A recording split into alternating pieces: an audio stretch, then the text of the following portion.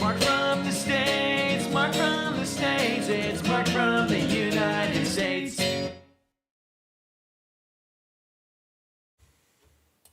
Good morning, good afternoon, good evening, Mark from the States. How we doing? I'm doing fantastic, I hope you are as well. Thank you so much for coming. A third video today.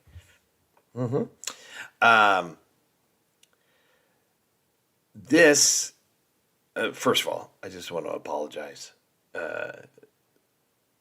One of our family members of the channel had recommended this video for a long time, and for some reason I forgot it, or it got dropped from the, I don't know how it happened, but it's my fault. And I totally spaced, and thankfully he reminded me just recently, so we are going to take care of it today. And this is a history chap. It goes along with the one we did with the David Niven. He had reminded me after seeing that one. He was like, "Hey, remember I'm like, went back and he showed me his email actually in the email." I'm like, "Oh yeah, I don't know how I missed it or how it disappeared. I don't know. I don't have an excuse. I totally blew that one, but we're gonna watch it today, and it's on Michael Caine. Same thing, Michael Caine's in the Korean War, and one of the greatest actors of all time, of course. He's British, of course. I certainly enjoy him. Iconic films, left and right. Wasn't he in? Didn't he? I don't know if he got his start in Zulu, but he was in it, and very, very young. Of course, he did the Batman movies as Alfred. He's done so many. He was in. Wasn't he in? There was that movie that he's done a bunch of war movies. Was he in A Bridge Too Far? It's funny that we just did a video with Yarn Hub about that. Was he in that movie? Again, I need to go and see that movie. And was he in the movie? He was in the movie Victory with Sylvester Stallone, had Pele. And wasn't he in that movie? Where it was the German POW formed a soccer team to play the Germans in a soccer match for their... I don't know if they won, No, it had nothing. They planned an escape at halftime. They were going to bust out through the locker room. And at halftime, the game was close or something. And they elected to forego escaping because they had a shot to beat the German team, which was the greatest at that time. Great movie. Oh my gosh. Sylvester Stallone as a goalkeeper, not really believable. But the movie, kind of, and it had Pele. Come on. I mean, of course, Pele is going to be in the POW camp. It just so happens you have all these great soccer players in the POW camp at the time. Anyway, I believe he was in that movie as well. So I'm excited to see this. So come sit with me on a big fake couch. Not a big fake couch, but this big fake couch. And let's find out from Chris over at History Chaps. Do I have to say it? Of course I do.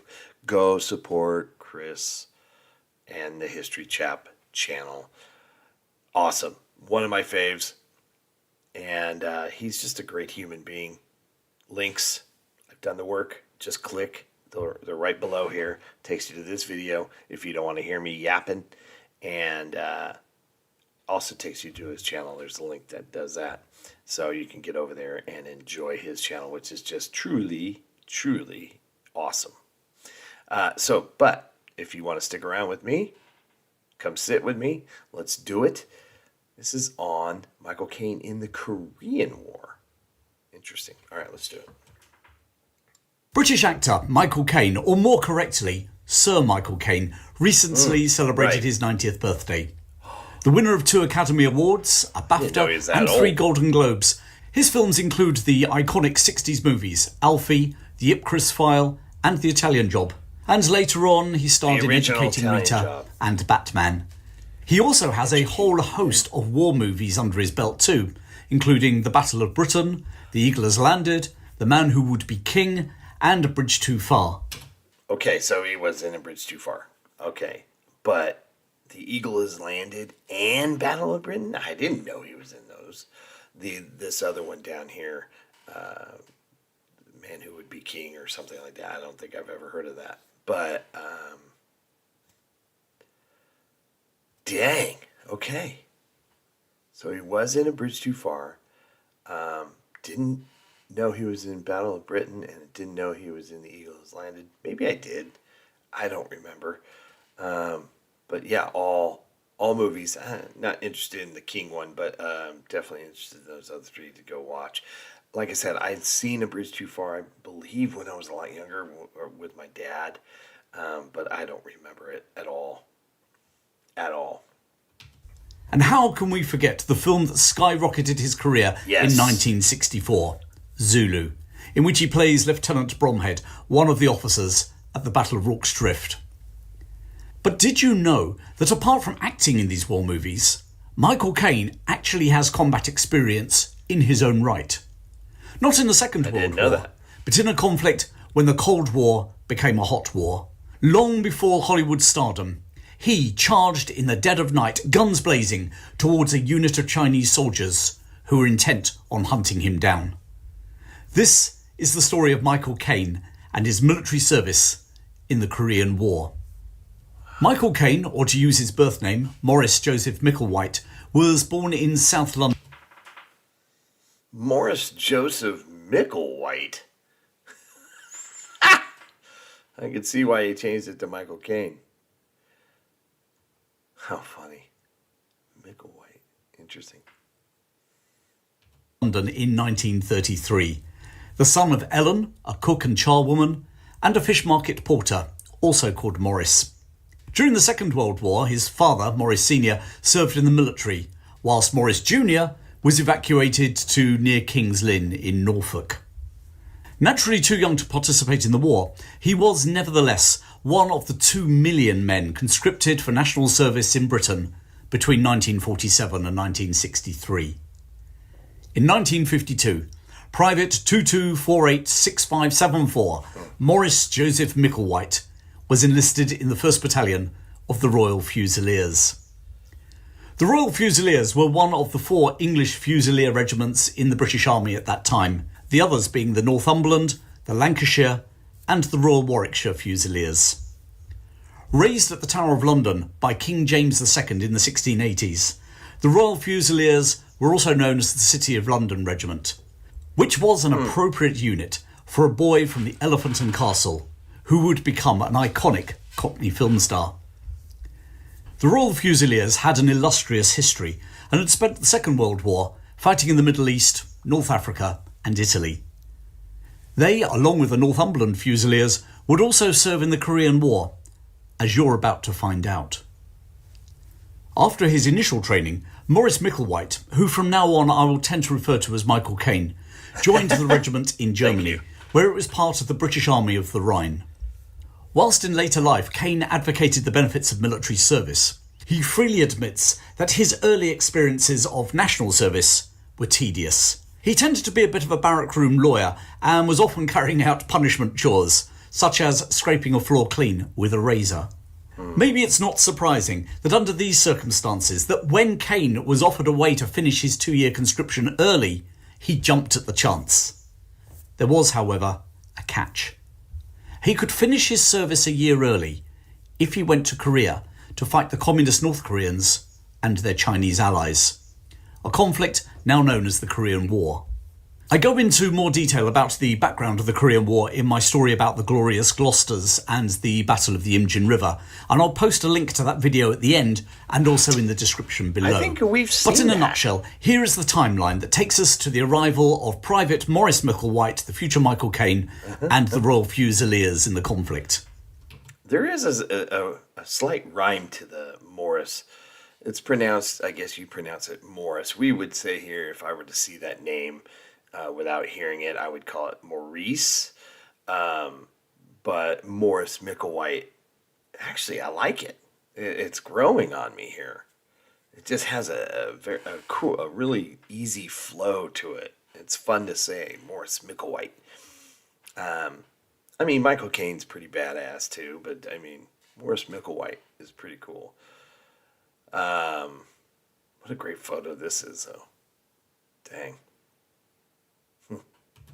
Korea had been ruled by Japan, but upon the latter's defeat in 1945, the Korean peninsula had been divided into two zones by the United States and the Soviet Union, each installing a regime allied to them in their respective zones.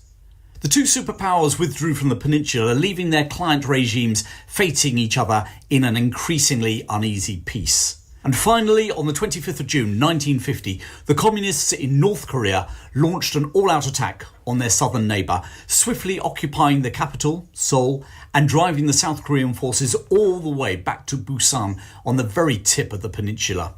Wow, South Korea so appealed close to the United Nations for military assistance, and 23 countries came to their aid.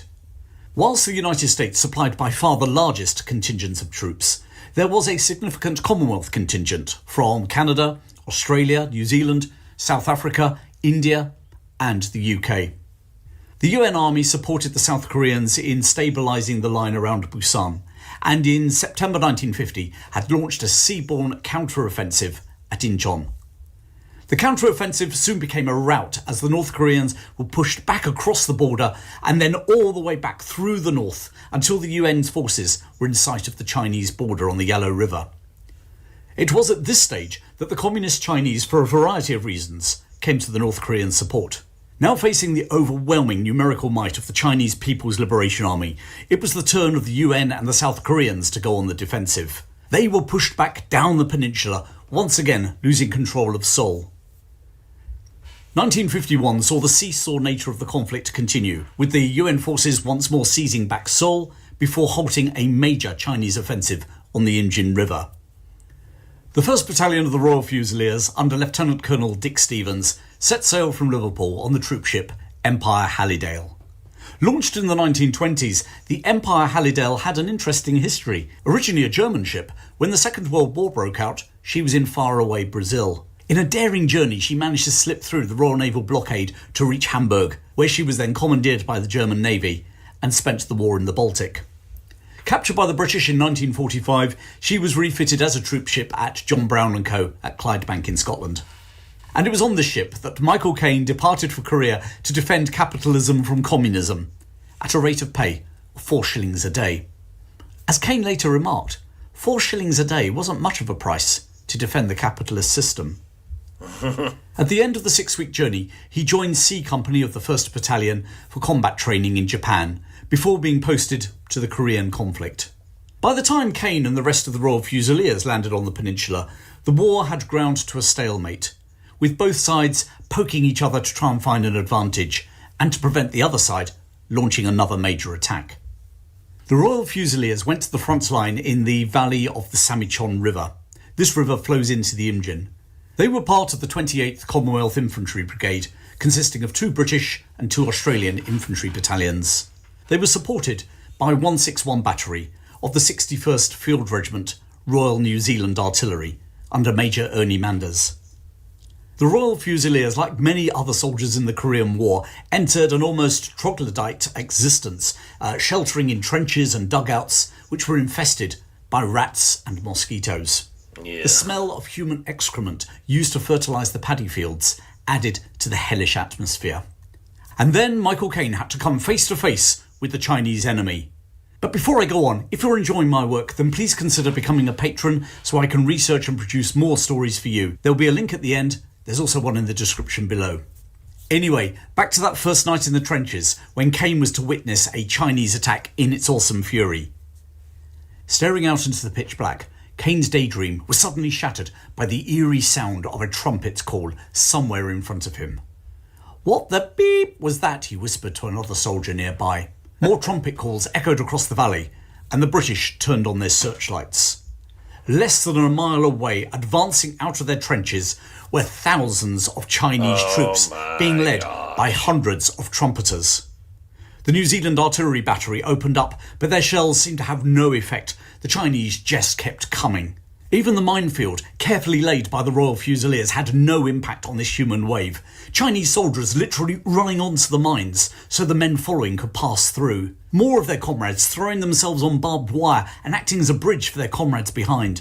For the 19-year-old Caine and the other young Royal Fusiliers, it was both awe-inspiring and terrifying at the same time.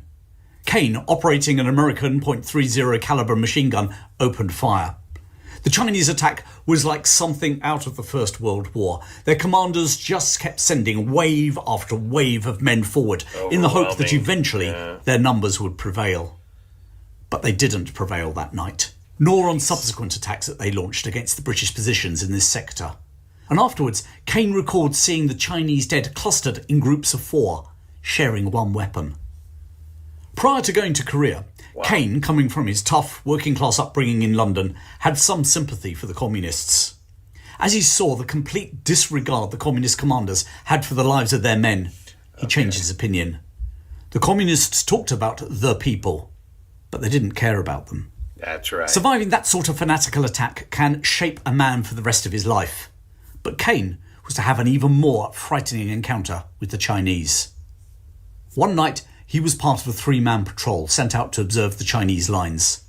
Covered in mud and mosquito repellent, Caine, together with a wireless operator and a young officer, crept through a rice paddy field towards the Chinese positions.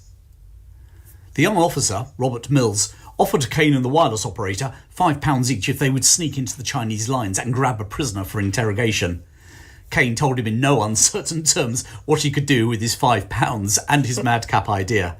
So slowly, they made their way back through the tall grass of the rice field towards the safety of their own lines. Suddenly, the aroma of garlic filled Caine's nostrils.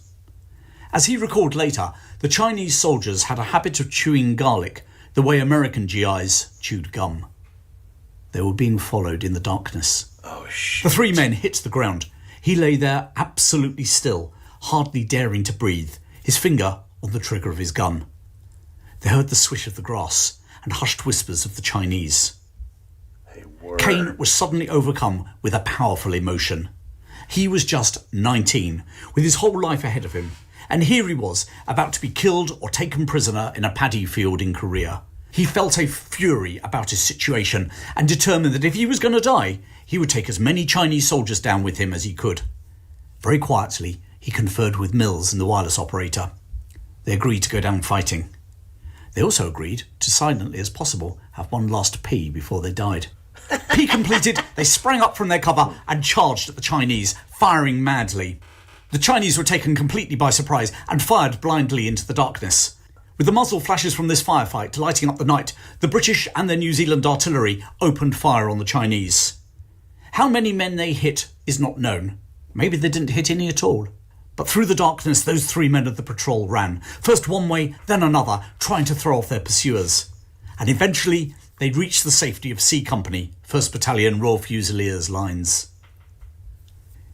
In his autobiography, The Elephant to Hollywood, published in 2010, Caine said that every now and then, the whiff of garlic takes him back to that paddy field in Korea, even all these years later. His actions in Korea didn't earn Caine any medals for valour.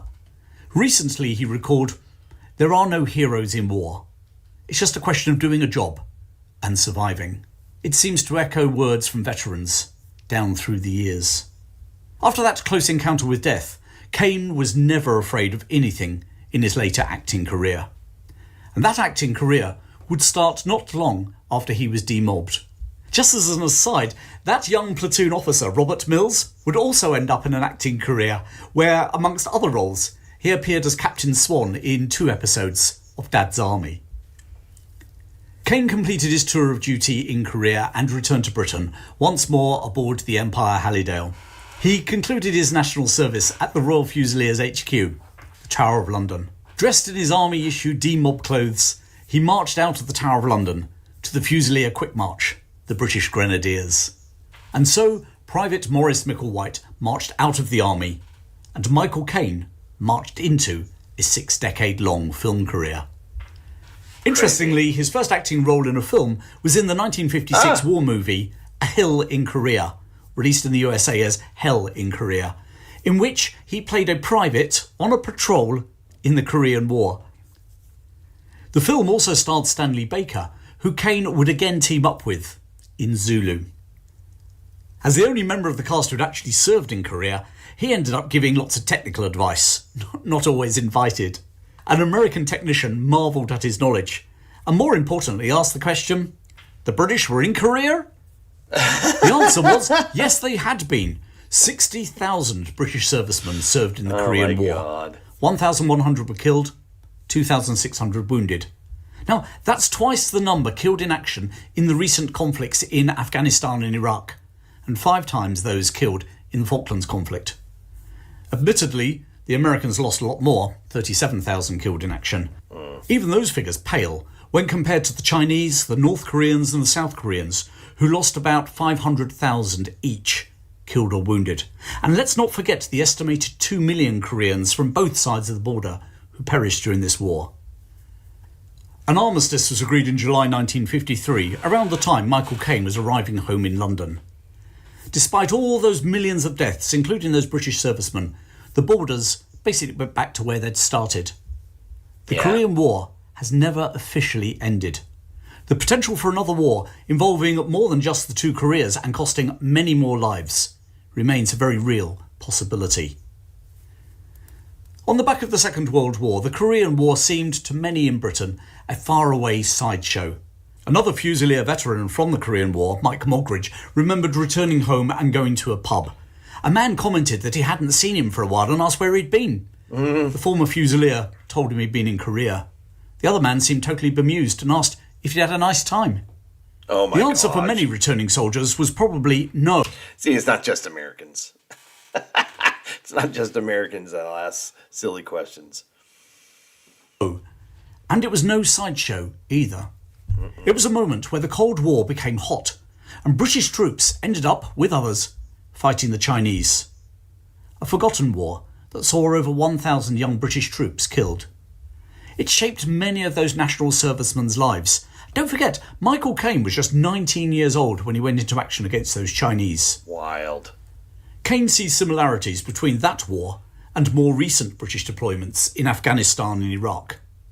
In his autobiography, he wrote, "I know what it feels like to be sent off to fight an unpopular war that no one at home really understands or cares about, and then to come back and meet a complete lack of understanding, or worse, indifference."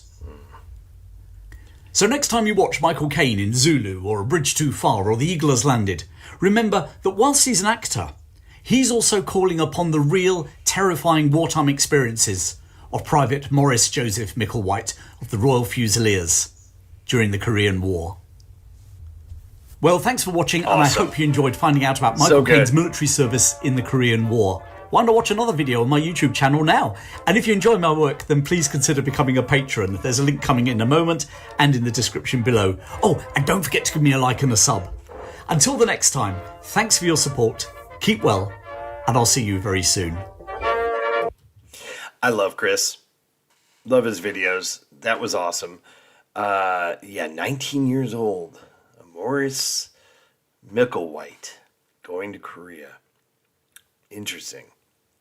Yeah, you can tell how that can shape a young man with those experiences. And but it must have been weird going on to do war films. You know, maybe he gave him a different perspective. Maybe it helped him understand the psychological pain that, along with the physical pain that the soldiers went through, and helped him in that regard. But interesting that his first role would be in a Korean War film. Awesome. Great video. Thank you, Chris. Please get over there and support the History Chap. It is so important that you do so. Thank you, Ted. Appreciate it. Thanks for the reminder. And this was good. This was good. Yeah, Michael Caine's a good actor. I really enjoyed his movies. 90 years old when this was done. Who knows? I don't remember how old this video is, but so I'm sure he's a lot older than 90, but crazy. All right, everyone. I hope everybody's happy, healthy, and safe. I think I've got to watch one of those movies, right? I still haven't seen Zulu, and I know I've got to see Zulu. I think we need to do like a watch along or something. Let me know if that would be something I thought maybe we should do that. Like if I started a Patreon, that's what I would do. We would watch these movies. Maybe I'll start a Patreon and we'll watch these movies. There you go. That might be cool. I think we should try it out on YouTube first, though. We'll do like a live stream, and you can all come and we'll just start the movie at the same time, all of us, and we'll watch it on our own TVs. But we can still be live, so we can converse while we're watching the movies. I don't know. Let me know what you think about that. But yeah, there's a lot of movies I need to see, and I would love to watch them with all of you. Anywho, have a great rest of your Sunday. I may be back tomorrow. I don't know. We'll see. Have a great day, everyone, and we'll talk soon. Bye. Mark from the States, Mark from the States, it's Mark. And he's from